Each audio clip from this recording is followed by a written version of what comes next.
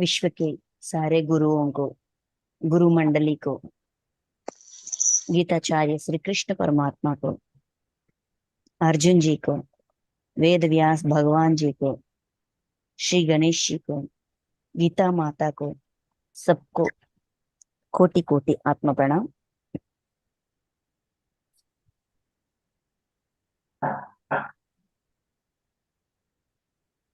Okay masters, आज हम Shrimad Bhagavad Gita 6th chapter, छठा अध्याय, आत्म संयम योग, उसमें आज 33 श्लोक से हम शुरू कर रहे हैं। कल तक 32 श्लोक तक हुआ था। ये पूरा अध्याय हमें ऐसा ज्ञान पर रोशन करती है, ऐसी ज्ञान की ऐसे विषयों, जो विषय हमें अपनी जिंदगी में संयम में रहने की, रहते रहते अपनी निजी जिंदगी में ऐसा प्रैक्टिस करते करते ये जो ज्ञान इस अध्याय में हमको दिया गया था, इसका आचरण, कर्तव्य कर्म, सूक्ष्म बुद्धि, धर्म बुद्धि, इसका आचरण करते करते हम योगी कैसा बन सकते हैं, योगी योगत्व की मार्ग में चलते चलते हमारी स्थिति कहाँ तक पहुंचती है, हम अपनी आत्मा में संयम कैसे ला सकते हैं, इमोशनल इम्बैलेंस से इमोशनल बैलेंस स्टेज तक कैसे आ सकते हैं, ये कितना आसान है। ये सिर्फ कर्माचरण के जरिए ही आसानी से मुमकिन है। बहुत सरल तरीके से हम इस स्थिति को प्राप्त कर सकते हैं, योगी के स्थिति, योगत्व के स्थिति को प्राप्त कर सकते हैं। ये हमको समझाया गया था। पर अर्जुन जी का जो भी प्रश्न था, उनका समाधान कृष्ण परमात्मा ने दे दिया, पूरी शिद्दत से, पूरी प्रोसेस, रीति रिवाज से, कैसे कैसा शुरू करते हैं, कैसा मुमकिन है, कैसा होगा, सब कुछ हमको समझा दिया। ये सब कुछ सुनने के बाद अर्जुन जी को एक डाउट आती, ये भगवत गीता का ज्ञान इतना ज्यादा, मतलब इतनी बारीकी तरह से गहराइयों में हमें मिला, ये सिर्फ अर्जुन जी के बदौलत है। अर्जुन जी जो भी कृष्ण परमात्मा कहते हैं ना, वो सुनते हैं, सुनते सुनते समझने की प्रयास करते हैं। जब हम समझने की प्रयास करते हैं, तभी हमको डाउट्स आते हैं, शंकाएं आते हैं। उस शंका को दूर करने के लिए वो अपने डाउट्स को अपने गुरु के सामने, अपने सीनियर के सामने व्यतीत करता है। मुझे ना ऐसा लग रहा है, क्या सही है क्या गलत है, मुझे समझा दीजिए, ऐसा प्यार से विनम्रता से पूछते हैं अर्जुन जी के प्रश्न, और हमको बहुत गहरी ज्ञान प्राप्त हो जाती है। फिर प्रश्न पूछते हैं, फिर ज्ञान की प्राप्ति। ऐसा इतना बड़ा अध्याय, 700 श्लोकास, 18 चैप्टर्स, इतना बड़ा और गहरी साधना में, जैसे कि जब हम अपनी आत्मस्थिति को बढ़ाना चाहते हैं, अपनी आध्यात्मिक प्रयाण में आगे चलना चाहते हैं, अपने आप को ऊंचाइयों में देखना चाहते हैं, तो अगर हम गीता के ज्ञान को सरल तरीके से, जैसा कहाया गया वैसा समझने की प्रयास करेंगे, तो जरूर हम उस स्थिति तक पहुंच सकते हैं आसानी से। समस्या क्या है, उसका हल क्या है, और परिष्कार क्या है, क्यों ऐसा हो रहा है, अपनी समस्या हमको दिखाते हैं जो हमारी समझ में नहीं आती। उसके बाद इस समस्या का कारण क्या है वो भी दिखाते हैं, हल क्या है वो भी सिखाते हैं, पूरी तरह से हमको सिखाते हैं। अभी अर्जुन जी को एक और प्रश्न आया था, वो प्रश्न क्या है और उसका समाधान क्या है, अभी देखते हैं। ठीक है, तो 33, अर्जुन उवाचा, अर्जुन जी बोल रहे हैं, हे मधुसूदन, कृष्ण परमात्मा को मधुसूदन ऐसा बुला रहे हैं, जो यह योग अपने समभाव से कहा है, आपने समभाव से कहा है, मन के चंचल होने से मैं इसकी नित्य स्थिति को नहीं देखता हूं। जो समभाव, समबुद्धि रूप योग, कर्म योग, समभाव, इक्वालिटी, सब में एकत्व की भावना, वननेस की भावना की रिलेटेड ज्ञान आपने बहुत अच्छी तरह हमको, मुझे समझाया है। लेकिन मन की चंचल स्वभाव से स्थिति को नहीं देखता हूं। मैं इस स्थिति तक मैं पहुंच नहीं पा रहा हूं। क्यों पहुंच नहीं पा रहे हैं? मन के चंचल स्वभाव से, मन के चंचल होने से।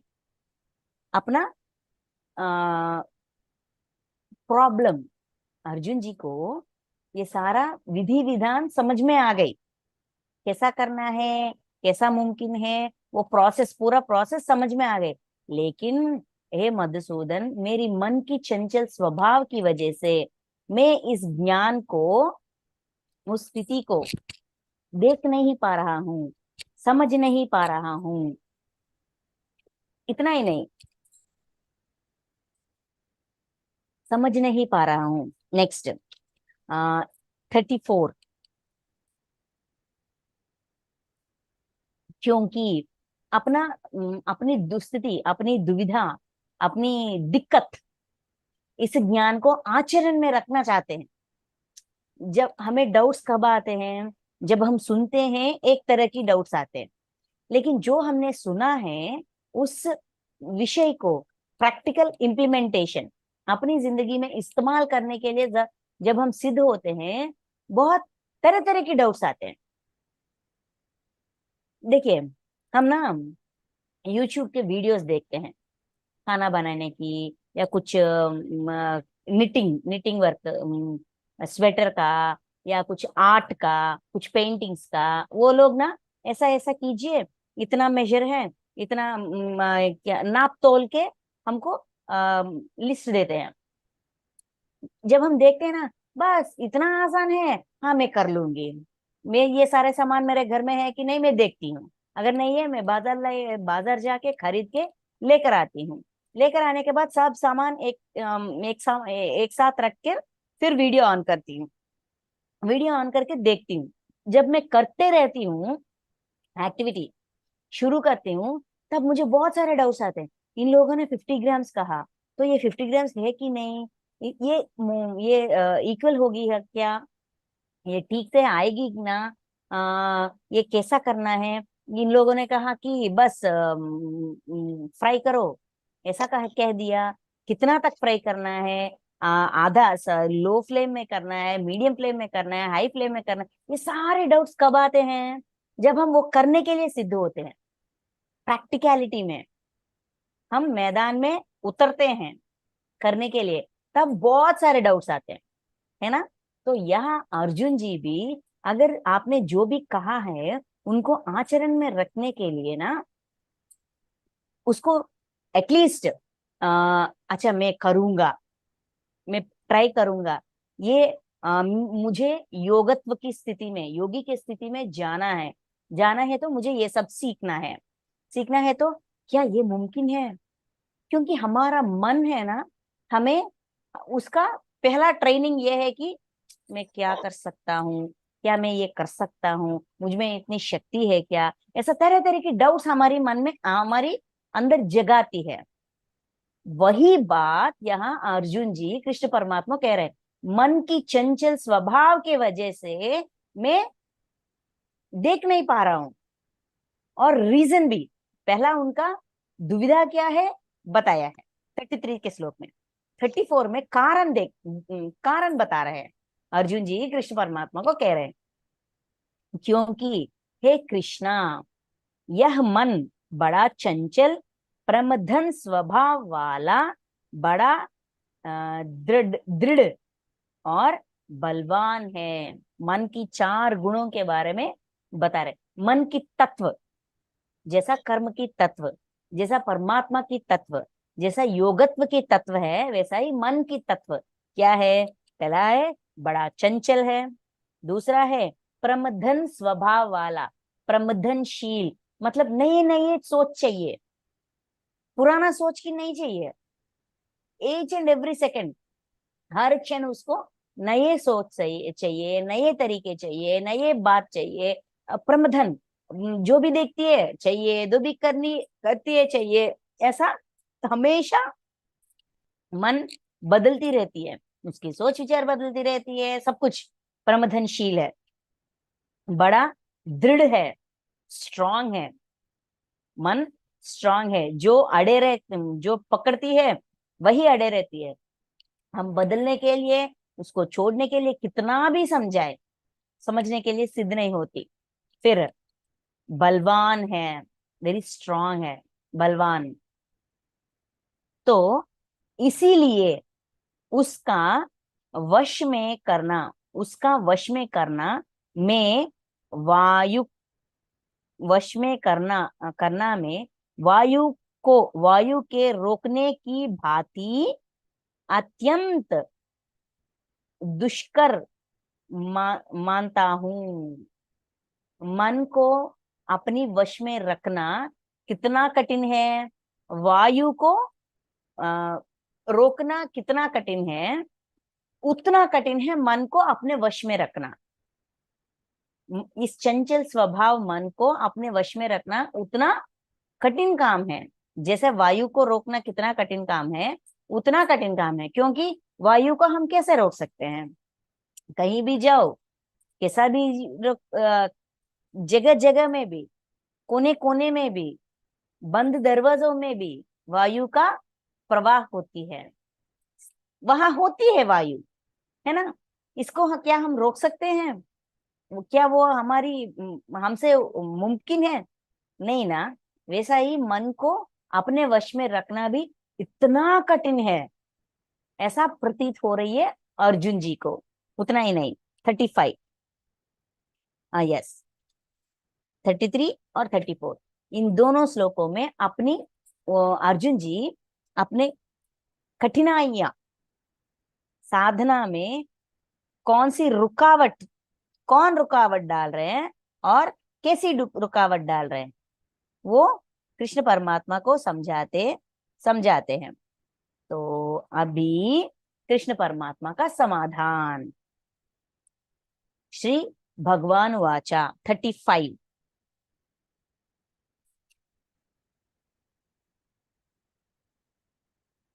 श्री भगवान बोले, हे महाबाहो, अर्जुन को महाबाहो बुला रहे हैं।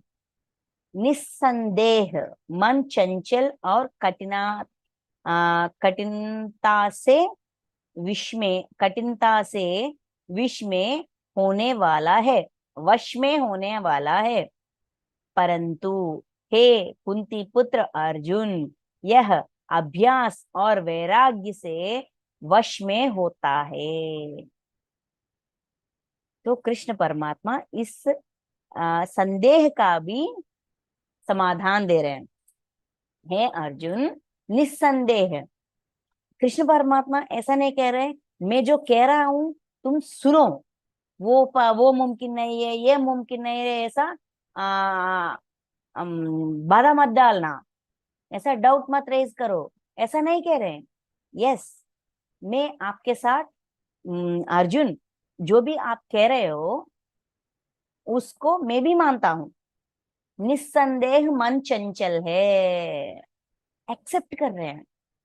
अर्जुन जी का जो भी दुविधा है, जो भी बाधा है इस प्रयाण में, इस साधना में, मन का जो भी चंचल स्वभाव के वजह से मैं आगे नहीं बढ़ पा रहा हूँ, ऐसा रुकावट डालने वाले मन के बारे में अर्जुन जी ने बताए। कृष्ण परमात्मा वो स्वीकार रहे हैं। यस, मन चंचल है, निस्संदेह, नो डाउट। अर्जुन, आपने जो भी कहा वो निस्संदेह सही है, करेक्ट है, इसमें कोई डाउट नहीं है। और कठिनता से वश में होने वाला है, बहुत कठिन है। मन को वो निस्संदेह चंचल है, लेकिन मन को वश में रखना भी कठिनाइयों से बहुत कठिन है, वेरी डिफिकल्ट, बहुत कठिन है मन को वश में रखना। लेकिन परंतु हे कुंती पुत्र अर्जुन, परंतु हे अर्जुन, यह अभ्यास और वैराग्य से वश में होता है। अभ्यास वैराग्य से वश में होता है। मन को वश में रखना बहुत कठिन है, लेकिन नामुमकिन नहीं है। कुछ बातें, कुछ विषय बहुत कठिन होते हैं, लेकिन नामुमकिन नहीं होते, कर सकते हैं। अम, एक विषय को मुमकिन कर सकते हैं। कैसे? अभ्यास और वैराग्य। अभ्यास मतलब प्रैक्टिस, वैराग्य मतलब छोड़ना। क्या प्रैक्टिस करना है, क्या छोड़ना है? अब हमें मन को अपने वश में करने की प्रैक्टिस करनी चाहिए। मन को समझाते समझाते समझाते एक दिन वो सुनती है। तो कौन, क्या वैराग्य करना है, किसको छोड़ना है? फल को छोड़ना है। हमें साधना करते रहना चाहिए। हम, मैंने इतने दिन इतने समय साधना के लिए व्यतीत की है और मुझे कोई फल नहीं मिला है, ये ऐसा, अगर हम फल के इच्छा से कोई काम करेंगे तो वो हमें प्राप्त नहीं होते हैं।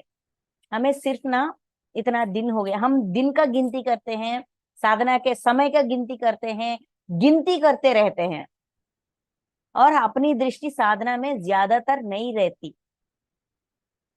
इसीलिए अभ्यास करो, वैराग्य में रहो। वैराग्य मतलब काम करना छोड़ दो नहीं कह रहे, काम करो, फल को छोड़ दो। अभ्यास और वैराग्य से मुमकिन है। मन को समझाने की प्रयास करते करते करते करते रहना चाहिए। ये सिद्ध नहीं हुआ, ये प्राप्त नहीं हुआ, ये नहीं हो रहा है, ये रॉन्ग है, ये प्रोसेस रॉन्ग है, ऐसा नहीं। बस अपने काम से काम रखो। वैराग्य, अभ्यास वैराग्य से, अभ्यास और वैराग्य से वश में होता है। इतना ही नहीं, 36 में देखिए, ये हमको दिया गया बहुत सुंदर सा सूचना है। अभ्यास वैराग्य, अभ्यास और वैराग्य, प्रैक्टिस करते रहना, साधना में अड़े रहना। साधना का फल मिल रही है कि नहीं मिल रही है, उस पर मत जाओ। फल का वैराग्य, फल पर वैराग्य, काम पर नहीं। काम छोड़ने के लिए कभी नहीं कहते, साधना छोड़ने के लिए कभी नहीं कहते। साधना करते रहो, अपना कर्म करते रहो, अपनी जो भी प्रयास है उसको करते रहो। क्या छोड़ना है? और उसका फल को छोड़ना है। क्योंकि 36 देखिए, 36 में कहते हैं, जिसका मन वश में किया हुआ नहीं है, ऐसे पुरुष द्वारा योग योग योग दुष दुष्प्राप्य, योग दुष्प्राप्य है। और वश में किए हुए मन वाले प्रयत्नशील पुरुष द्वारा साधन से उसका प्राप्त होना सहज है। यह मेरा मत है। यह पिन पॉइंट ये है कि यह मेरा मत है, यही तरीका है, यही सब कुछ है। हमको नहीं कह रहे, ये मेरी मत है, मतलब दिस इज माय ओपिनियन। उसका ओपिनियन, परमात्मा हमको कौन सी राय दे रहे देखते हैं। जिसका मन वश में किया हुआ नहीं है, जो अपने मन को वश में नहीं कर सकता, अपने मन अपने वश में नहीं होता है, ऐसा पुरुष द्वारा योग दुष्प्राप्य है। ऐसा पुरुष, ऐसा साधक योग को प्राप्त नहीं कर सकता, वो योगी नहीं बन सकता, योगत्व को सिद्ध नहीं कर सकता। और वश में किए हुए मन वाले प्रयत्नशील, जो मन को अपने वश में रखने की प्रयत्न करता है, साधना में अटूट रहता है, प्रयत्न करता करता करते रहता है, मुझे फल मिली या ना मिली उसका कोई आ, चिंता नहीं है, मैं साधना कर रही हूं कि नहीं कर रही हूं, सिर्फ वही चिंता है, वही उसी पर दृष्टि है।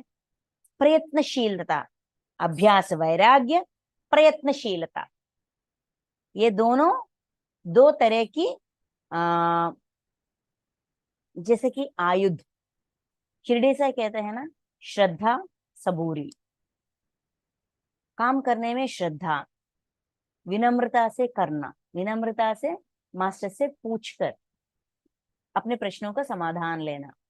वैसा ही यहाँ कृष्ण परमात्मा हमको ये संदेश दे रहे हैं, अभ्यास वैराग्य और प्रयत्नशीलता ये दोनों हो तो हम अपने मन को अपने वश में रख सकते हैं साधना पूर्वक। इसीलिए देखिए, वश में किए हुए मन वाले प्रयत्नशील पुरुष द्वारा साधन से उसका प्राप्त होना सहज है, नेचुरली, सहज स्वभाव से ये प्राप्त कर सकते हैं।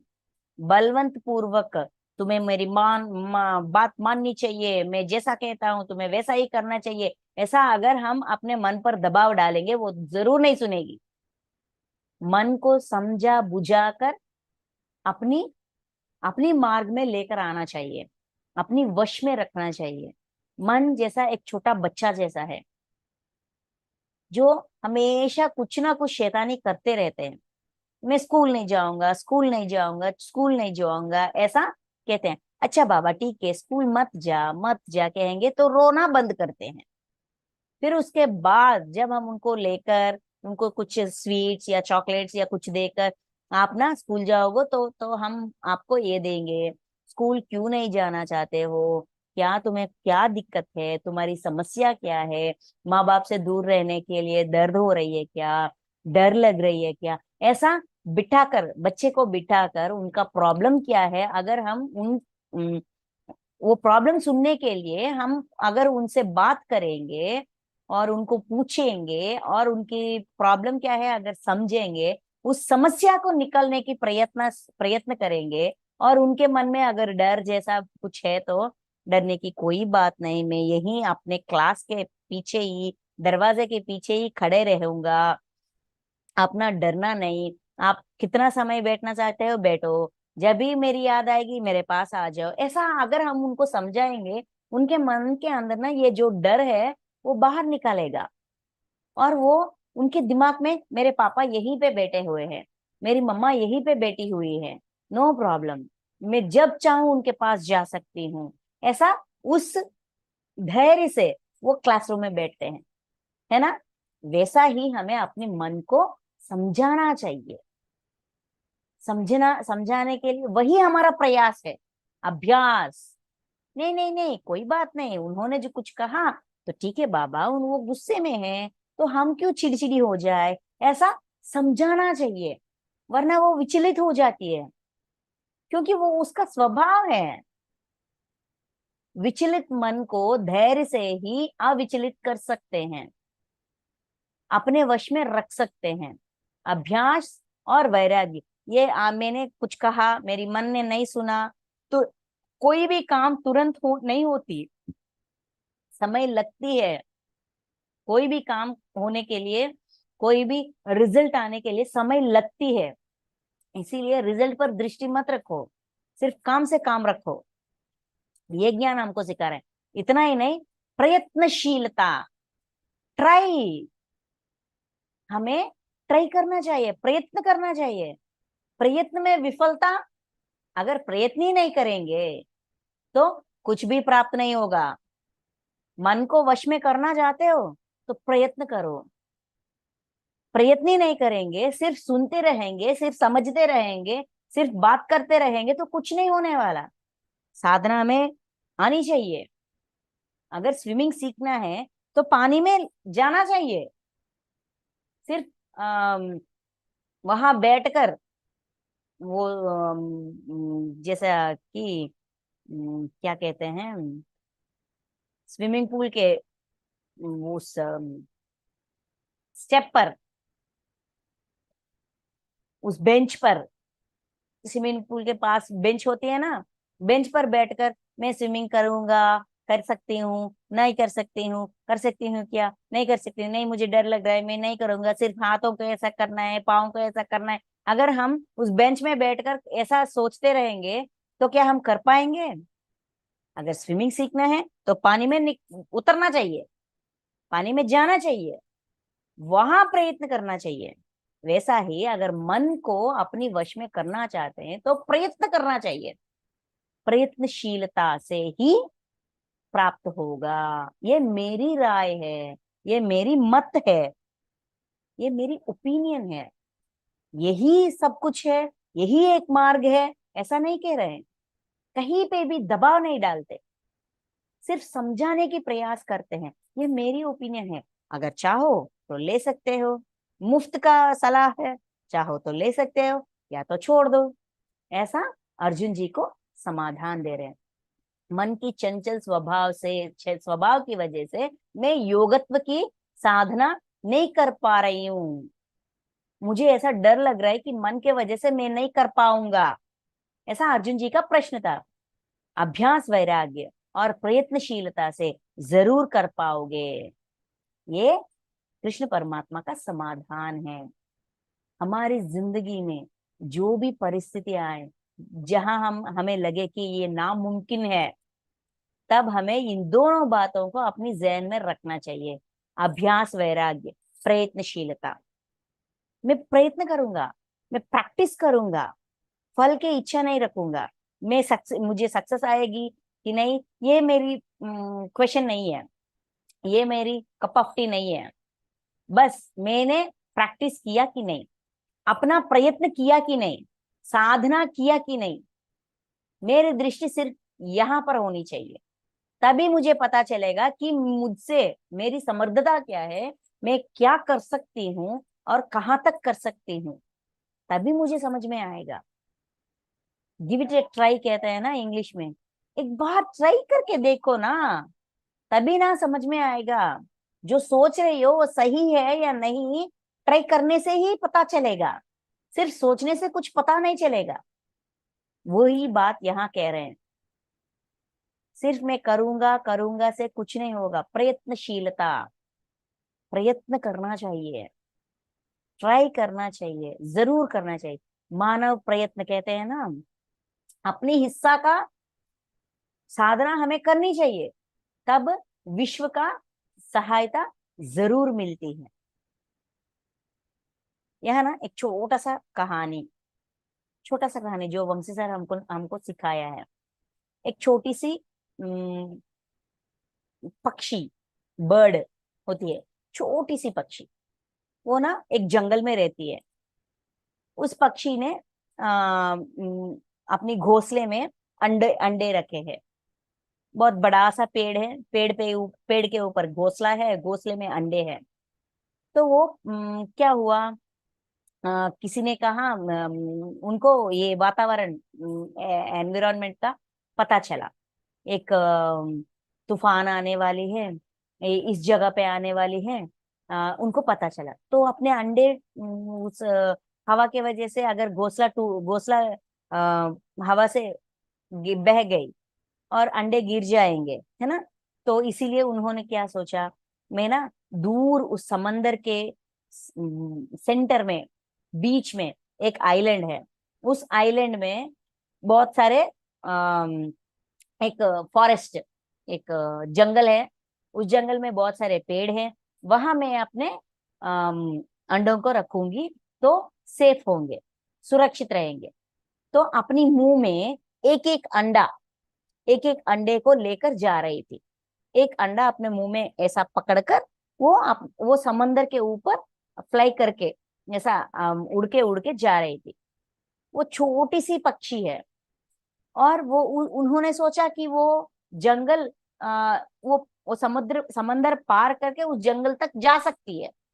उन्होंने अपना प्रयत्न किया, ठीक है। तो जब वो जा रही थी, अचानक इनकी मुंह में जो अंडा थी वो गिर गई, वो गिर के समंदर में गिर गई। तो वो ये पक्षी देख रही थी, वो माँ है ना, वो बर्ड, वो पक्षी देख रही थी, मुझे ना मेरा बच्चा चाहिए, मेरे बच्चे का संरक्षण, रक्षण मेरी दायित्व है, मेरी जिम्मेदारी है।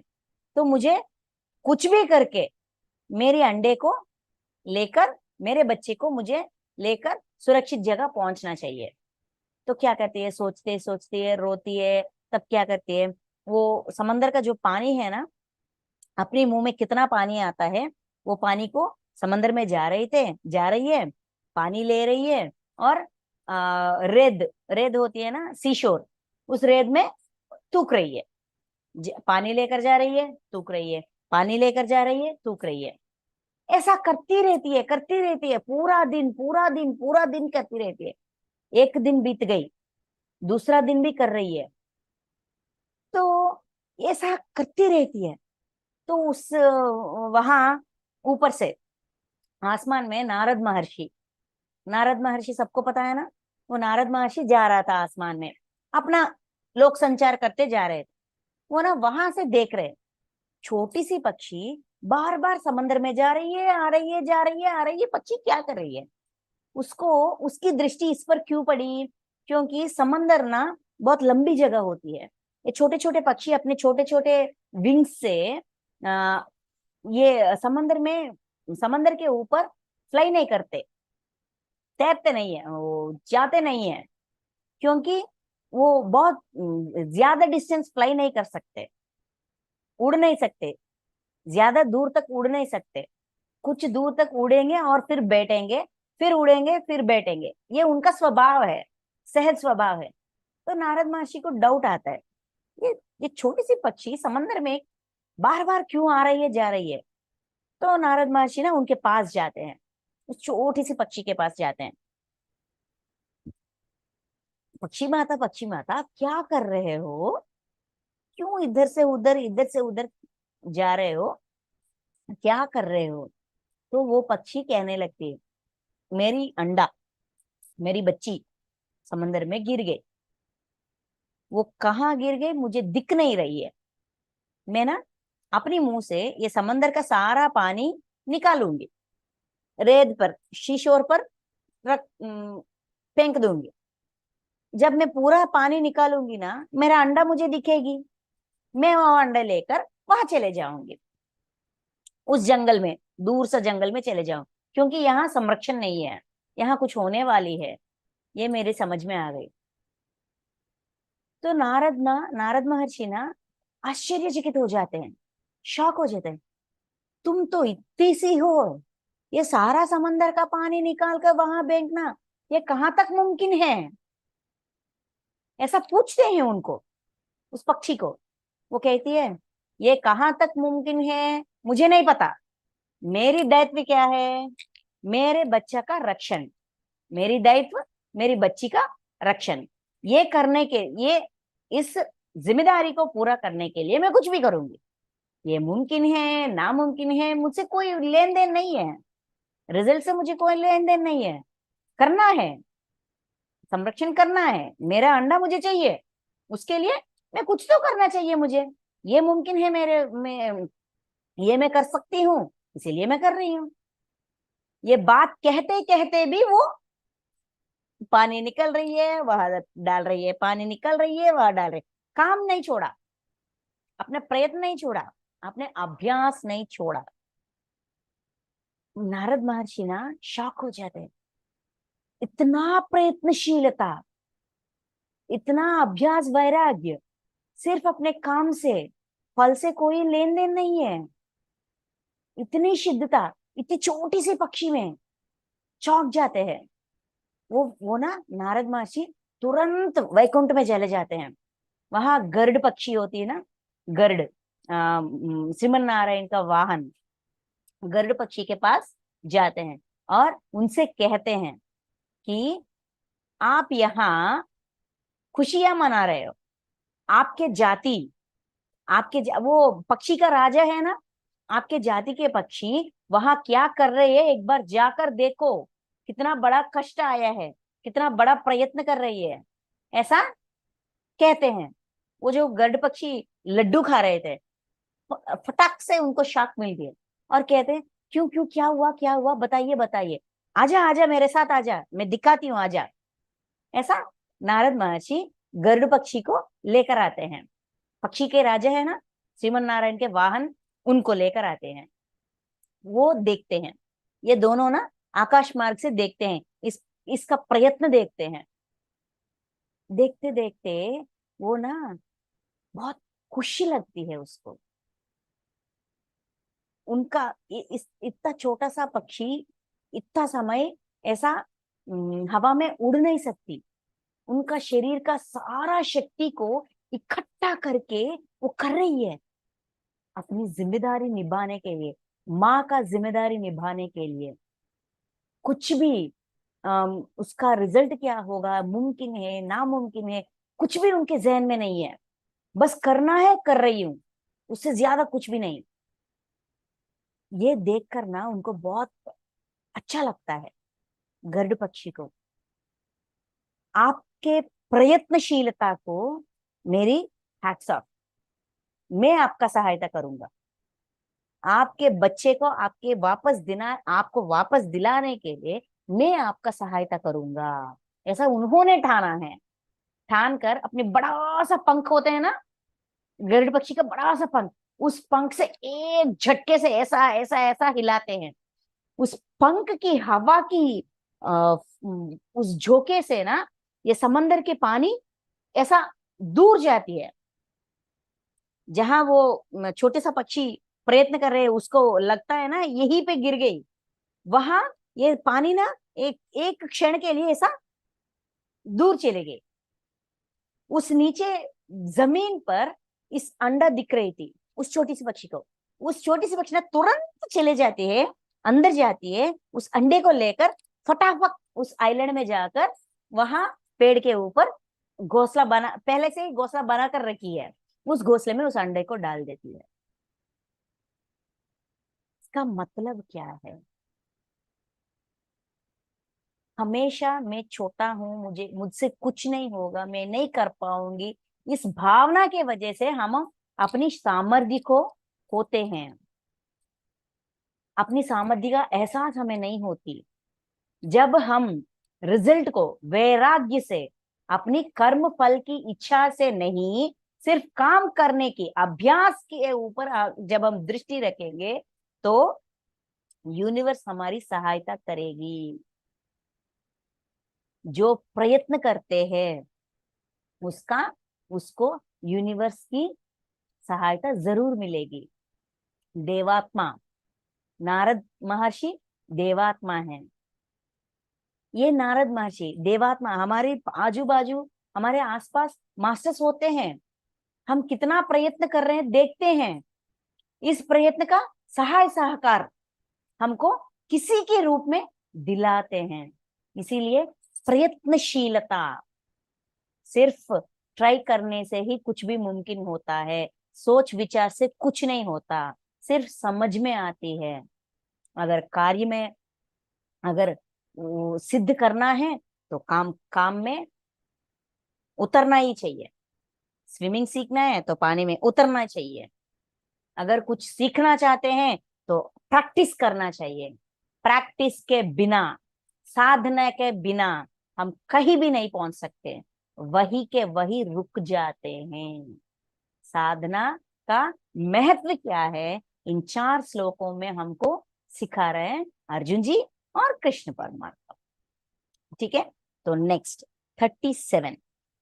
फिर अर्जुन जी को एक और डाउट आती है। अर्जुन उवाचा 37।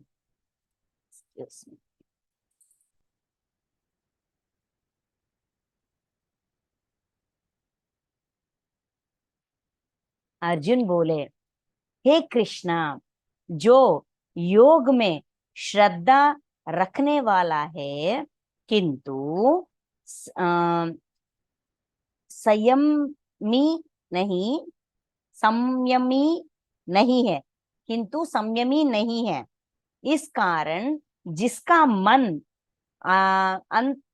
अंत काल में योग से विचलित हो गया है, ऐसा साधक योग की सिद्धि को अर्थात भगवत साक्षात्कार को न प्राप्त होकर किस गति को प्राप्त होता है।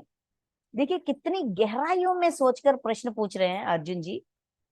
कहते हैं, हे कृष्णा, योग में श्रद्धा रखने वाला है, योग करने में श्रद्धा है, मतलब योगत्व को प्राप्त करने के, योगी बनने की श्रद्धा है, किंतु संयमी नहीं है, इमोशनल बैलेंस नहीं है।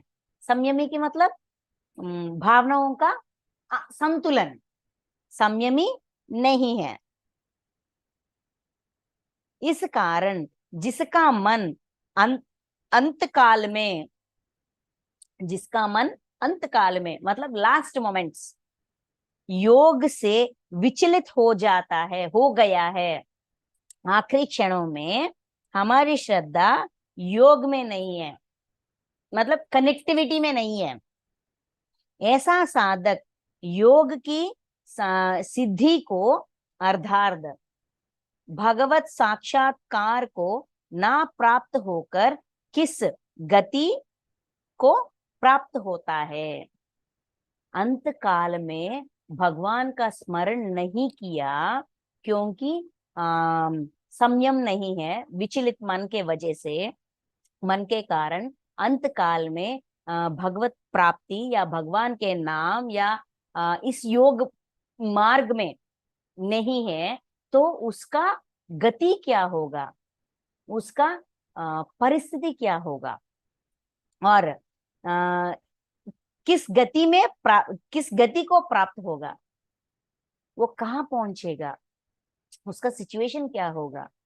इतना साधना किया लेकिन लास्ट मोमेंट्स में या जब याद रखना है वह तब याद नहीं आया, मन की चंचल स्वभाव से या संयम में ना होने के वजह से तब उस स्थिति में नहीं था, तो उसका भगवत साक्षात्कार को ना प्राप्त होगा।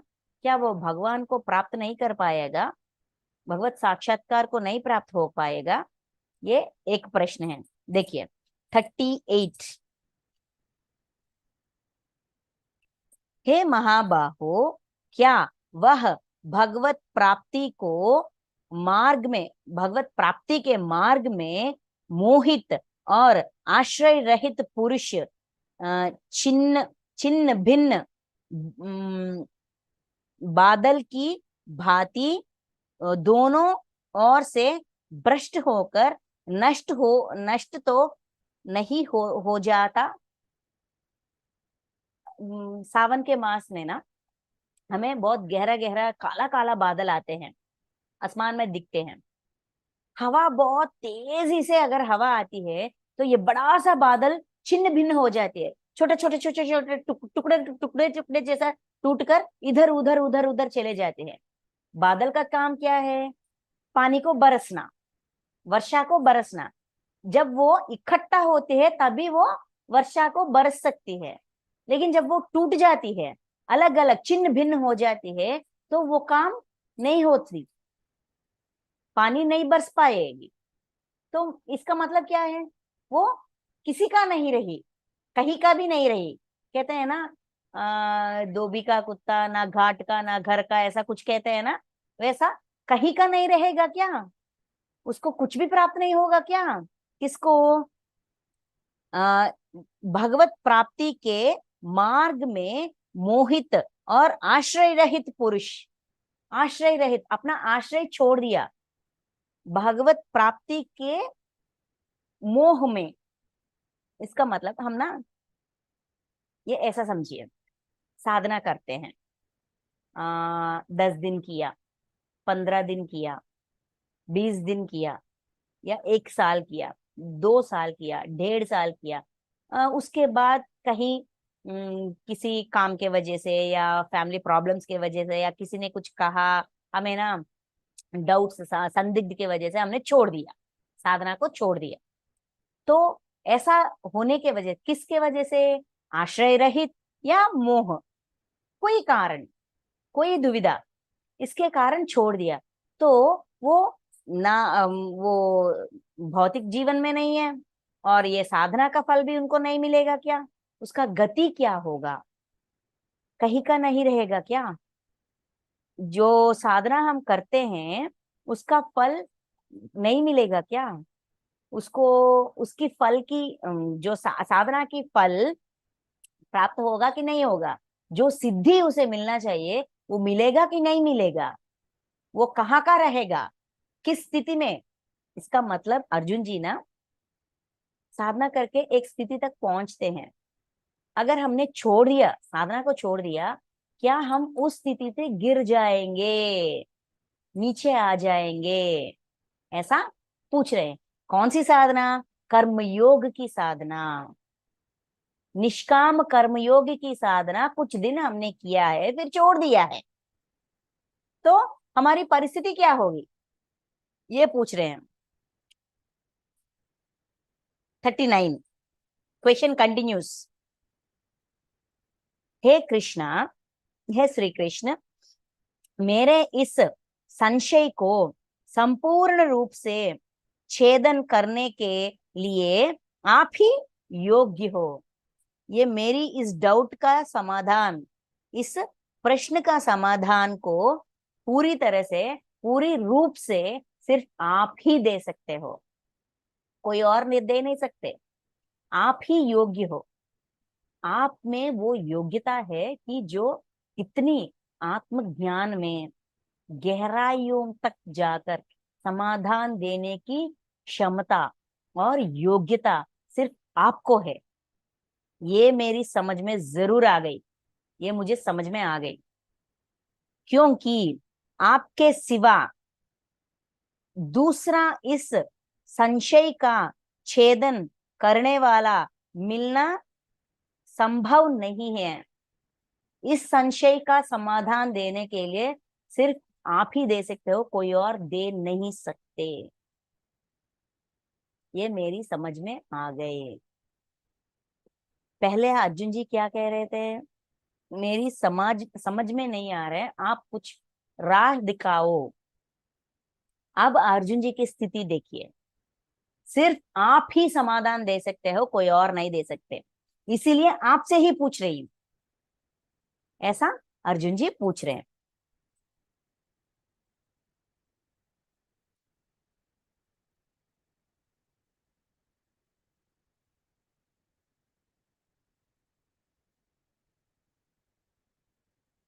तो अब कृष्ण परमात्मा की समाधान देखिए।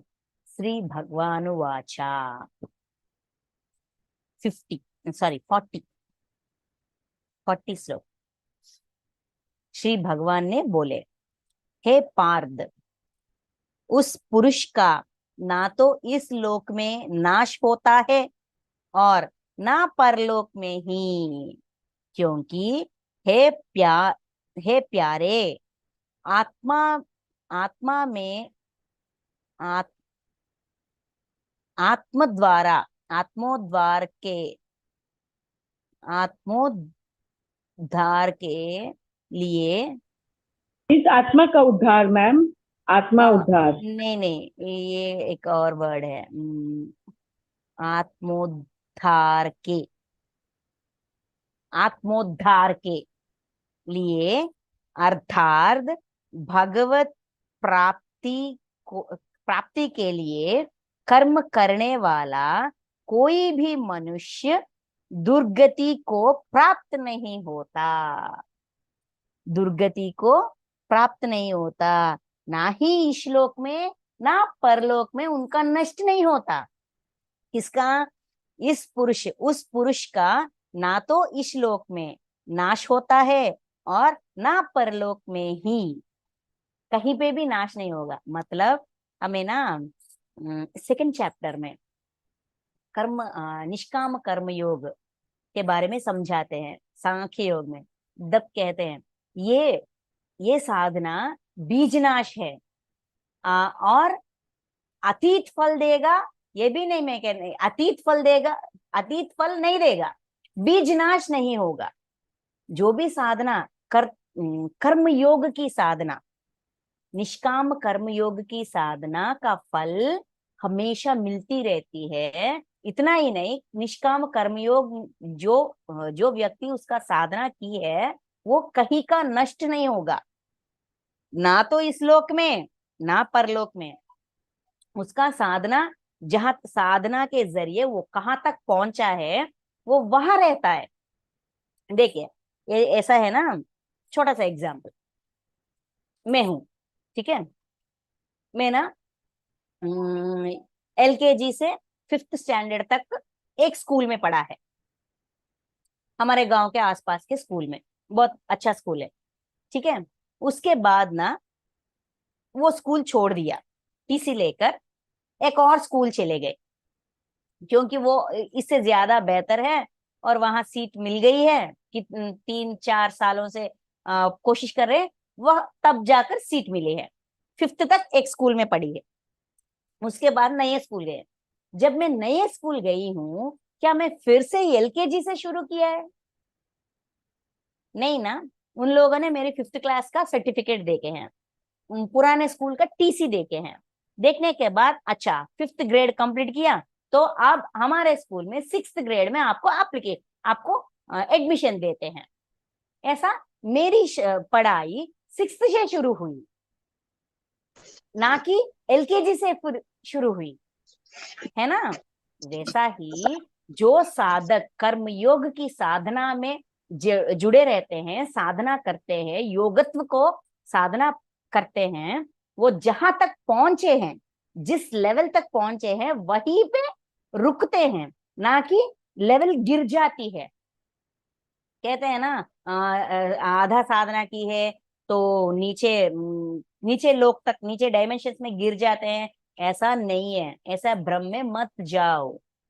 वो कहीं न वो इस श्लोक में उस पुरुष का ना तो इस लोक में नाश होता है और ना परलोक में ही, कहीं पे भी उनका नाश नहीं होगा, उनका स्थिति से जरूर नहीं गिरेगा, वही स्थिति में रहेगा। साधना करते करते किस स्थिति तक पहुंचे हैं उस स्थिति में ही रहेंगे।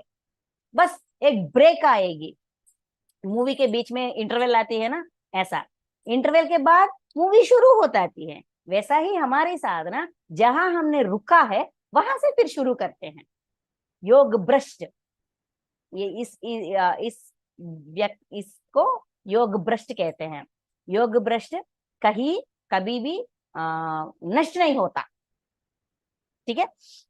क्योंकि हे प्यारे, देखिए कितना प्यार से समझाने की प्रयास कर रहे हैं अर्जुन जी को कृष्ण परमात्मा।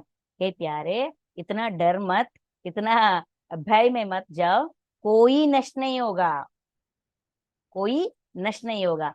जैसा हम क्लासेस प्रमोट होते हैं ना, वैसा ही हम जन्म लेते हैं। एक एक जन्म एक एक क्लास है। तो इस जन्म में कुछ सीखा है, छोड़ दिया है, अधूरा छोड़ दिया है, नेक्स्ट जन्म पहले से सीखना है क्या? नहीं नहीं नहीं, जहां छोड़ा है वहीं से शुरू कर सकते हो, कोई नष्ट नहीं होगा। क्योंकि हे प्यारे, आत, आ, आत्मोद्धार के आत्मोद्धार आत्मोद्धार के लिए, आत्मा का उद्धार करने वाले के लिए, अर्थात भगवत प्राप्ति के लिए कर्म करने वाला, भगवत प्राप्ति के लिए कर्म करने वाला आत्मोद्धार। कोई भी मनुष्य सिर्फ भगवत प्राप्ति के लिए, अपने अंदर दिव्यत्व को जगाने के लिए, दिव्यत्व को प्रकाशित करने के लिए, भगवान की लक्षण को, दिव्यत्व के लक्षण को अपने अंदर समाने के लिए जो भी पुरुष साधना करता है, कोई भी मनुष्य, वो कोई भी हो सकता है, दुर्गति प्राप्त नहीं होता, उसका कोई दुर्गति नहीं होगा, सदगति ही होगा। वो नीचे नहीं गिर जाएगा अपनी स्थिति से। इतना ही नहीं, कैसा वो आगे चलेगा वो भी कहते हैं। हमारी अर्जुन जी का डाउट क्या था? अंत काल में, लास्ट मोमेंट्स में हमको, हम बहुत सुनते हैं आखिरी क्षण में भगवान की नाम लेने से हम भगवान को प्राप्त हो जाते हैं। तो अर्जुन जी यही पूछ रहे हैं, मन की चंचल स्वभाव के वजह से अंशकाल में, अगर ने जब मैं जिंदा था साधना की है, अंशकाल में मुझे याद नहीं आया, मैंने याद नहीं किया, तो मैं क्या अधोगति पाल हो जाऊंगा? मैं दुर्गति हो, मेरी दुर्गति हो जाएगी क्या? यह अर्जुन जी का प्रश्न था। नहीं नहीं, ऐसा कुछ भी नहीं होगा। अंशकाल के बारे में अर्जुन जी ने पूछा, इसीलिए कृष्ण परमात्मा कहते हैं अंशकाल मतलब शरीर छोड़ने के समय में अगर ऐसा हुआ तो हम कहाँ जाते हैं, हमारे प्रयाण किस तरह से होती है, ये सब कुछ समझाते हैं यहाँ पे। मतलब मरण अंतर जीवित, लाइफ आफ्टर डेथ कैसा होता है, नेक्स्ट जन्म कैसी जन्म लेते हैं, वो समझाते हैं यहाँ पे।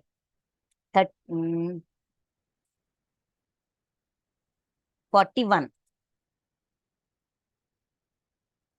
योग भ्रष्ट, इसको कहते हैं जो साधना में छोड़ दे, अधूरे में साधना छोड़ने वाले को योग भ्रष्ट कहते हैं। योग भ्रष्ट पुरुष, योग भ्रष्ट मतलब वो गाली नहीं है, बस अधूरा रह गई, योग की साधना अधूरे में है। ओके, योग भ्रष्ट पुरुष पुण्यवानों के लिए लोकों को, पुण्यवानों के लोकों को अर्थात स्वर्ग आदि उत्तम लोकों को प्राप्त होकर उनमें बहुत वर्षों तक निवास करके फिर शुद्ध आचरण वाले, शुद्ध आचरण वाले श्रीमान पुरुष के घर में जन्म लेता है। जो इस साधना में है, अगर हम साधना में होते हैं, हम जरूर कोई गलत काम नहीं करते, अगर करते हैं तो पुण्य करते हैं, जाने अनजाने में एक दो हो जाते हैं हमसे, लेकिन ज्यादातर हम पुण्य करते हैं, है ना? तो वही कह रहे हैं, पुण्यवानों के लोकों में, जो पुण्य करते हैं उस लोकों में जाते हैं। अर्थात इसका मतलब स्वर्ग आदि उत्तम लोकों को प्राप्त होकर, शरीर छोड़ने के बाद स्वर्ग आदि उत्तम लोक, स्वर्ग और उसके आगे कोई भी हमारी आत्मा के स्थिति के अनुसार, हमारी ज्ञान के अनुसार, हमारी फ्रीक्वेंसी के अनुसार जिस लोक में हमारा एंट्री हो सकता है, एलिजिबिलिटी है, उस लोक में हम जाते हैं। स्वर्ग आदि, स्वर्ग और उसके आगे वाले लोकों में जाते हैं। और जो भी पुण्य हमने इस शरीर में होकर इस जन्म में किया है, उसका फल का पुण्य, पुण्य का फल वहां उन लोकों में प्राप्त होते हैं, एंजॉय करते हैं, ठीक है, होकर उनमें बहुत वर्षों तक निवास करके, उस स्वर्गादि लोकों में बहुत वर्षों तक निवास करके फिर शुद्ध आचरण वाले, ऐसा पुण्य का फल, कितना पुण्य किया है, फॉर एग्जाम्पल हमने 10 केजेस पुण्य किया है, 10 केजेस के पुण्य एंजॉय करने के लिए कितना समय लगता है, उतना समय, बहुत वर्ष, कितना पुण्य किया है उतने वर्ष हम वहां उस स्वर्गादि लोकों में रहते हैं, एंजॉय करते हैं। उसके बाद शुद्ध आचरण वाले श्रीमान पुरुषों के, मतलब शुद्ध आचरण जैसे कि धार्मिक जीवन, और श्रीमान वेल्दी पीपल, आर्थिक आर्थिक स्टेज से, मतलब financially strong, financially high level people, वो उस उनके घरों में, श्रीमान पुरुषों के घर में जन्म लेते हैं। नेक्स्ट 42 अथवा वैराग्य भावन, अथवा वैराग्य भावन पुरुष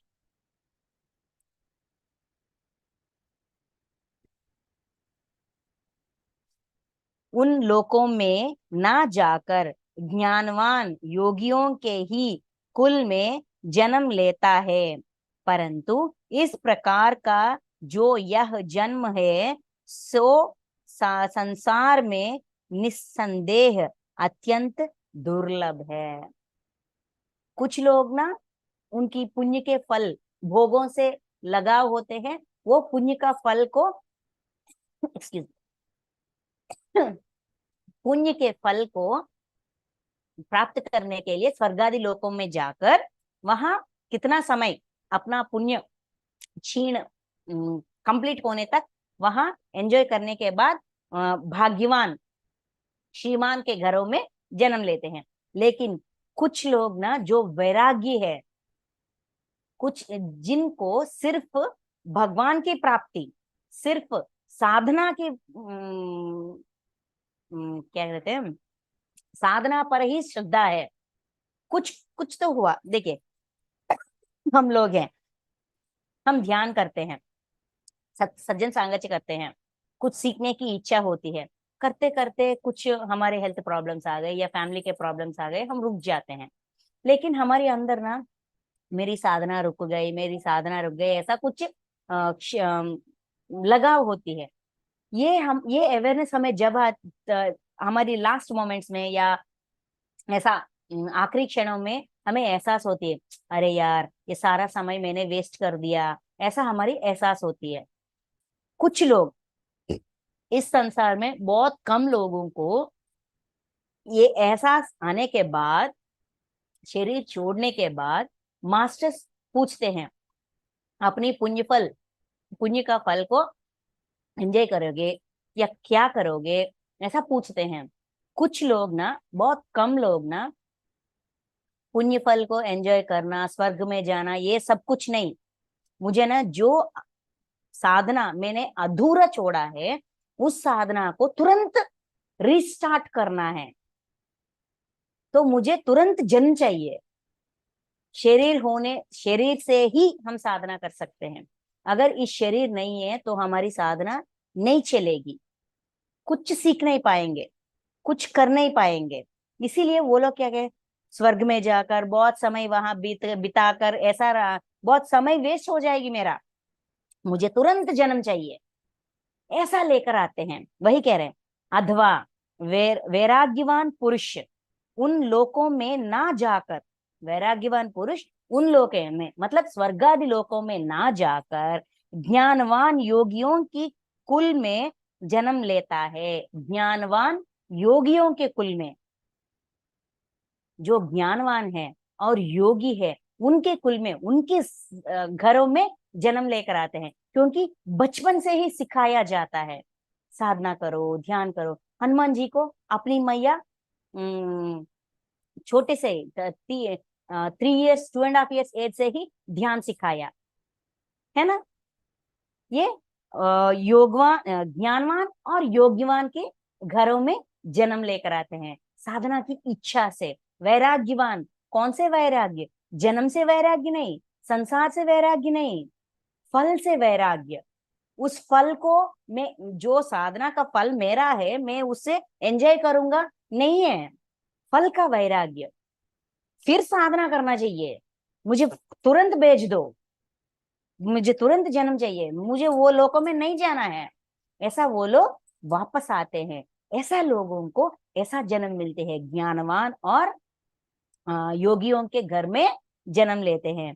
परंतु लेकिन इस प्रकार का जो यह जन्म है, इस प्रकार का जन्म, तुरंत जन्म के पीछे जन्म लेना, तुरंत जन्म लेना संसार में निस्संदेह, विदाउट एनी डाउट्स, अत्यंत दुर्लभ है। ऐसा बहुत कम लोग होते हैं जो अपने पुण्य का फल को एंजॉय करने से बगैर सिर्फ साधना में ही जुड़े रहते हैं। ये बहुत कम लोग होते हैं। 40 मास्टर्स 40 मैसेजेस, ये बुक है ना, उसमें 40 मास्टर्स से मैसेजेस आते हैं। इंद्र भगवान, यमधर्मराज, चित्रगुप्त, श्री कृष्ण परमात्मा, ऐसा बहुत सारे लोगों से डायरेक्ट मैसेजेस चैनलिंग के जरिए आते हैं। उसमें ना इंद्र जी वो कहते हैं, मैंने इस इंद्र ऐसा जन्म से पहले बहुत सारे जन्म लिए हैं, और जन्म के पीछे जन्म, जन्म के पीछे जन्म, विदाउट वेस्टिंग माय टाइम, मेरी समय वेस्ट ना करते हुए मैंने जन्म से जन्म, जन्म से जन्म, जन्म के तुरंत ही दूसरा जन्म, उसके उस जन्म से तुरंत ही तीसरा जन्म, ऐसा लेते लेते लेते मैंने बहुत साधना की है, ध्यान की साधना, ज्ञान की साधना। इतना श्रम करने के बाद ही मैंने इस नतीजे तक पहुंचा हूं, ऐसा कहते हैं। डायरेक्ट मैसेजेस हैं। आप लोगों को ये टीम्स में ये स्वाध्याय होती रहती है, मैंने देखा है। तो अगर किसी को इंटरेस्ट है, एक बार देखिए। ये दुर्लभ, ऐसा जन्म बहुत कम लोग लेते हैं, ऐसा हमको कह रहे हैं। फिर 43,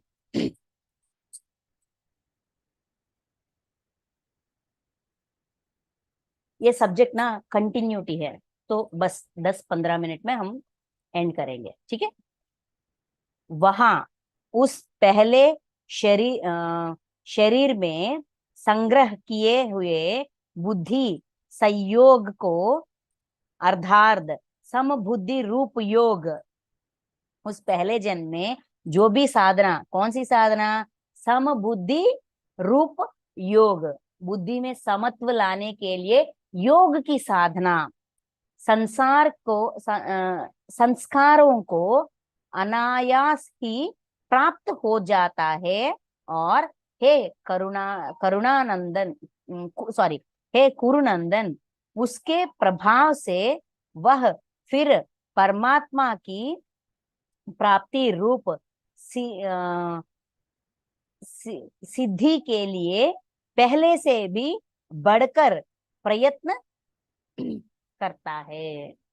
ये जो व्यक्ति, ये जो साधक, विरागी, वैराग्यवान पुरुष, योगियों के घरों में जन्म लेने के बाद तुरंत ही साधना में रहते हैं। देखिए, वहां उस पहले शरीर में संग्रह किए हुए बुद्धि संयोग को अर्थार्थ समबुद्धि रूप योग, पहले शरीर में जो भी साधना उन्होंने की है, किसके लिए, समबुद्धि रूप योग, बुद्धि में समत्व लाने की योगी के साधना, योगत्व के साधना को, संस्कारों को, वो सारे संस्कारों को, पूर्व जन्म संस्कार कहते हैं ना हम, पूर्व जन्म संस्कारों को अनायास ही प्राप्त हो जाते हैं, आसानी से प्राप्त हो जाते हैं, याद आ जाती है, याद रहती है, अनायास ही प्राप्त हो जाते, रिकॉल करते हैं, साधना को रिज्यूम प्ले करते हैं। और हे कुरुनंदन, उसके प्रभाव से वह फिर उस पिछले जन्म का साधना का ज्ञान रहने की वजह से इस जन्म में बहुत अटूट साधना करते हैं, एक मिनट भी वेस्ट नहीं करते, पूरा समय को इस्तेमाल करते हैं समबुद्धि रूप योग को प्राप्त करने के लिए, परमात्मा की प्राप्ति रूप सिद्धि के लिए पहले से भी बढ़कर प्रयत्न करते हैं, पहले से भी बढ़कर प्रयत्न करते हैं। हमको ना पत्री सर बहुत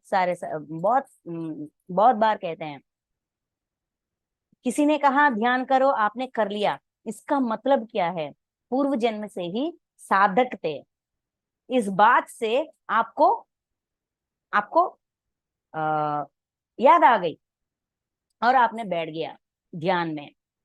पूर्व जन्म में भी आपने बहुत साधना की है, इसीलिए इस जन्म में एक बार कहने से पकड़ लिया है, कहते हैं ना। इसका प्रूफ ये श्लोक 43, अभी 44। वह श्रीमानों के घरों में, अभी इनका पोजीशन हमको क्लियर कर दिया, क्या कर दिया है ना, वैराग्य पुरुष, वैराग्यवान पुरुष के बारे में। इससे पहले कहा गया था ना, श्रीमान के घरों में जन्म लेते हैं, स्वर्ग आदि लोकों में जाकर पुण्य का फल को एंजॉय करने के बाद, प्राप्त करने के बाद, खुशियां मनाने के बाद फिर श्रीमानों के घर में जन्म लेते हैं, उनके बारे में कह रहे हैं। वह श्रीमानों के घर में जन्म लेने वाला योग भ्रष्ट पराधीन हुआ भी, योग भ्रष्ट पराधीन हुआ भी उस पहले पहले के अभ्यास से ही निस्संदेह भगवान की ओर आकर्षित किया जाता है। पहले की साधना, पूर्व जन्म वासन, पूर्व जन्म के फल के वजह से, उस ज्ञान के वजह से कितना भी एंजॉय करे, कितना भी एंजॉय करे, लेकिन वो आकर्षित हो जाते हैं साधना के ओर पर, भगवान के ओर पर, भगवान के प्रति आकर्षित हो जाते हैं। इसका एग्जाम्पल बुद्ध भगवान। बुद्ध भगवान अपने जन्म लेने के बाद उनके ज्योतिष शास्त्र कहते हैं कि ये व्यक्ति या तो बहुत बड़ा योगी बनेगा या तो बहुत बड़ा राजा बनेगा, लेकिन योगी के लक्षण ही इसमें ज्यादा है। तो उनके पिताजी क्या कहते हैं, योगी बनेंगे तो वैराग्य से ही, पेन से ही, दर्द से ही कोई योगी बनेगा। तो इसके सामने दर्द का कोई संघटना ना घटे, इसीलिए उसको ऐसा क्लोज एटमॉस्फेयर में पाल पोस कर बड़ा करते हैं बुद्ध भगवान को, है ना। उसके आसपास दर्द, हेल्थ प्रॉब्लम्स, डेथ, ये कोई सिचुएशन नहीं होता। वो बहुत एंजॉय करते हैं लाइफ, शादी हो जाती है, बच्चे पैदा हो जाते हैं, सब कुछ होता रहता है, बहुत खुशियों से जिंदगी बिताते हैं। एक दिन एक ही एक संगठना, सिर्फ एक संगठना एक व्यक्ति को इधर से उधर कैसा हो जाता है? क्या ये इतना मुमकिन है, इतना सिद्ध है? यस, क्योंकि पूर्व जन्म की साधना।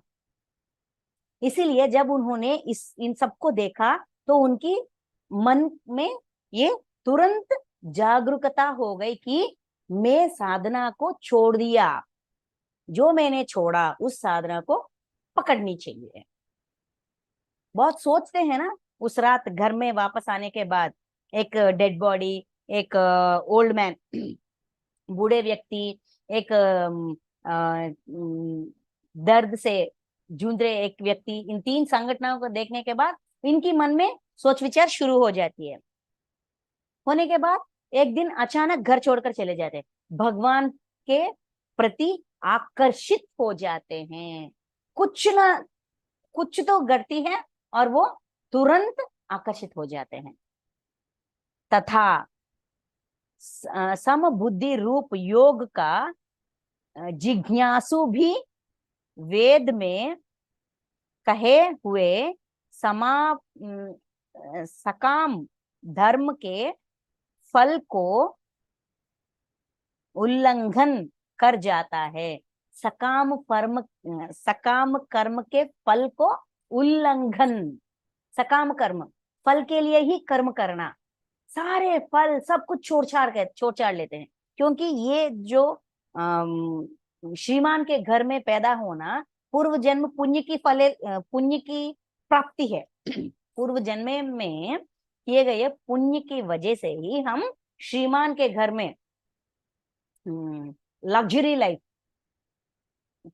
उस ऐसा बड़े घर में पैदा होते हैं।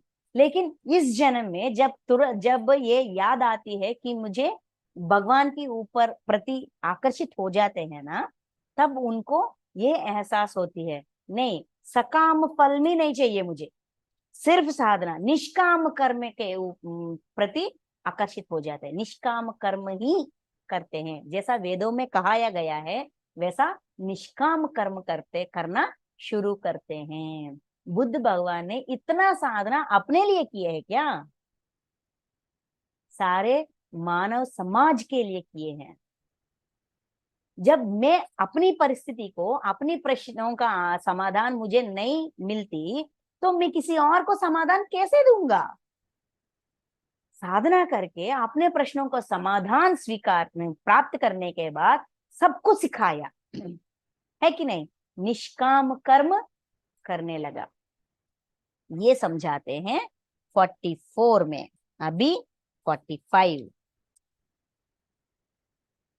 परंतु प्रयत्न पूर्वक अभ्यास करने वाला योगी तो पिछले अनेक जन्मों के संस्कार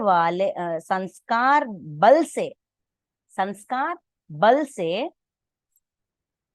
इसी जन्म में संसिद्ध होकर संपूर्ण पापों से रहित हो फिर तत्काल ही परम गति को प्राप्त हो जाता है।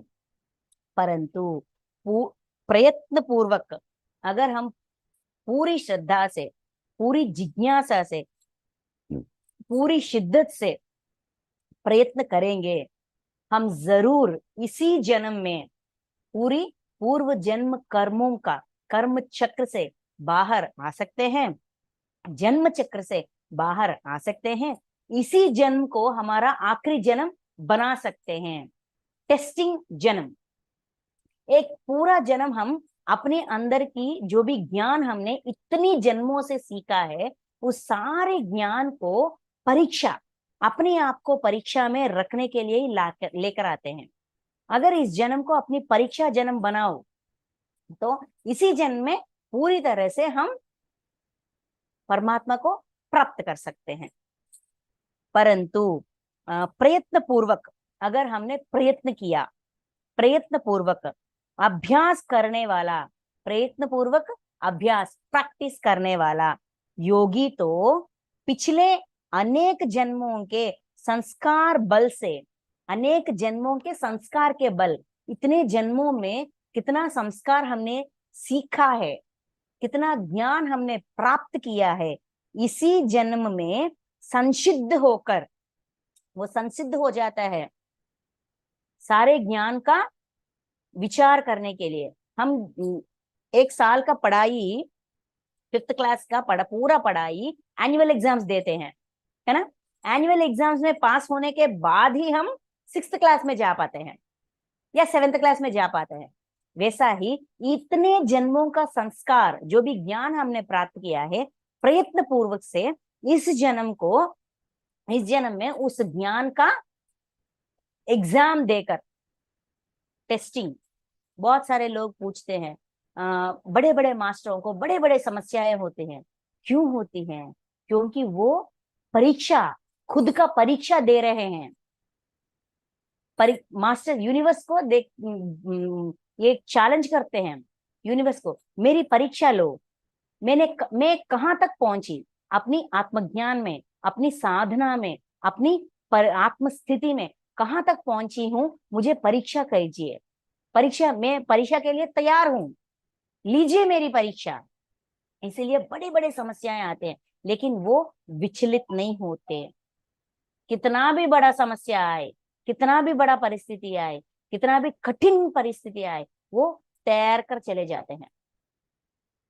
जो लोग आस पास में होते हैं उनको तरह तरह की तरह तरह की क्या कहते हैं, विचार आते हैं, दर्द आती है, लेकिन वो लोग जो उस परीक्षा से गुजर रहे हैं वो तो विचलित नहीं होते, शांत रहते हैं, बहुत स्टेबल रहते हैं, है ना।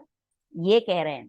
तो जन्म में संसिद्ध होकर संपूर्ण पापों से पूरा कर्म चिट्टा, जो भी कर्म चिट्टा है पूरा कर्म चिट्टा जीरो करते हैं, पूरा पापों से रहित कर्म चक्र से बाहर आकर फिर तत्काल ही, उसी क्षण, फिर तत्काल ही परमात्मा को प्राप्त हो जाते हैं, उसी क्षण परमात्मा को प्राप्त हो जाते हैं।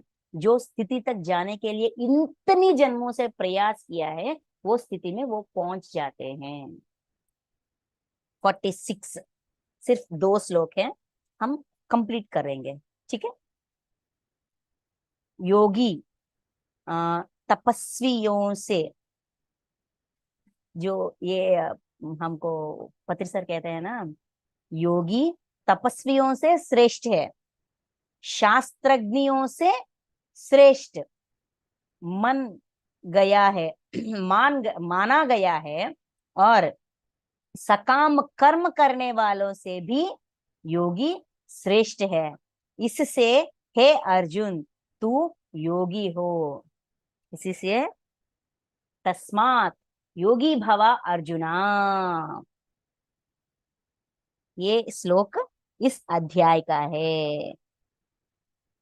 आत्म संयम योग, योगी तपस्याओं से श्रेष्ठ है, सिर्फ तपस्या करने वाले से भी योगी श्रेष्ठ है। शास्त्र ज्ञानी से भी, शास्त्र ज्ञानियों से भी श्रेष्ठ माना जाता है। शास्त्र ज्ञान मतलब शास्त्रों में क्या है, कौन सा ज्ञान दिया गया है, सिर्फ शास्त्र पठन, यहाँ सिर्फ साधना है, यहाँ सिर्फ शास्त्र पठन है।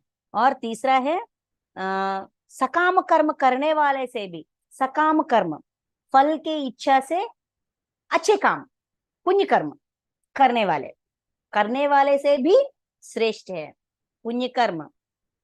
पुण्य कर्म करने वाला भी श्रेष्ठ, मतलब सच्च कर्म करता है। शास्त्र ज्ञानी, शास्त्रों का ज्ञान है, लेकिन आचरण, योगी आचरण करता है, शास्त्र ज्ञान का आचरण करता है। और यहाँ तपस्वी, तपस्या में जो भी ज्ञान प्राप्त हुआ है, जो भी शक्ति प्राप्त हुई है, इस शक्ति को ज्ञान प्राप्ति के लिए, निष्काम कर्म करने के लिए इस्तेमाल करता है। इसीलिए इन तीनों से योगी श्रेष्ठ है। इसीलिए है अर्जुन योगी भव अर्जुना, तू योगी बन जा, सकाम कर्मी नहीं, शास्त्र ज्ञानी नहीं, तपस्वी नहीं, इन तो तीनों से आगे बढ़ जा, योगी बन जा। ये हम सब के लिए है, हमें ऐसा रहना है, ये प्राप्त करनी है, योगत्व की प्राप्त करनी चाहिए। कितने कितने जन्मों के बाद हमें ये अवसर मिली है, सुंदर सा ध्यान, आसानी का ध्यान, और अपने घर में बैठे बैठे हुए ही सज्जन सांगच भी मिल रही है, मास्टर्स का समाधान मिल रही है, मास्टर से अनुसंधान मिल रही है, और यूनिवर्सल मास्टर्स भी हमारी सहायता कर रहे हैं ड्रीम्स के जरिए, है ना। सुषुप्ति अवस्था में भी हम सीख रहे हैं, जागृत अवस्था में भी सीख रहे हैं। हर अवस्था को सीखने के लिए हम मोड़ रहे हैं। इससे बेहतर पोजीशन, इससे बेहतर जन्म और क्या कोई होगी क्या। तो इसीलिए हम भी ठान लेते हैं, हम भी योगी बनेंगे। हे कृष्ण परमात्मा, सिर्फ अर्जुन जी ही नहीं, हम भी योगी बनना चाहते हैं, और हमारा प्रयास, हमारी साधना जारी रहेगी। आखिरी श्लोक 47। संपूर्ण योगियों में भी जो श्रद्धावान योगी मुझ में लगे हुए अंतःकरण से मुझको निरंतर भजता है, वह योगी मुझे परम श्रेष्ठ मान्य है। जो परमात्मा को प्राप्त हो जाता है, मतलब परमात्मा के स्थिति तक पहुंचता है साधना के जरिए। संपूर्ण योगियों में, सारे योगियों में, मैं देखिए, योगी बन जा कह दिया, ऐसा योगी बनने की प्रयास और प्रयत्न बहुत सारे लोग करते हैं। सारे योगियों में भी श्रद्धावान योगी, जिस योगी को जो श्रद्धावान है और मुझ में लगे हुए अंतःकरण से मुझको निरंतर भजता है, जो अंतःकरण में, अंदर बाहर, जीव में, जीवात्मा में, आत्मा में, सारे स्थितियों में दिव्यत्व को प्राप्त किया, परमात्मा के लक्षण को प्राप्त किया, वो सबसे श्रेष्ठ माना जाता है। वह योगी मुझे परम श्रेष्ठ मान्य है, वैसा योगी परम श्रेष्ठ मान्य है। ये कहकर इस अध्याय को संपूर्ण कंप्लीट कर रहे हैं। अर्जुन जी का जो भी प्रश्न था, यहाँ तक तो समाधान आ गए। फिर हमारे अर्जुन जी को ये आने वाला अध्याय भी यहाँ का कंटिन्यूशन है, लेकिन यहाँ टॉपिक चेंज हो जाती है। तो नए टॉपिक से, नए अध्याय से हम फिर मिलते हैं। थैंक यू मास्टर्स, बहुत समय ले लिया मैंने आपका। Thank you so much.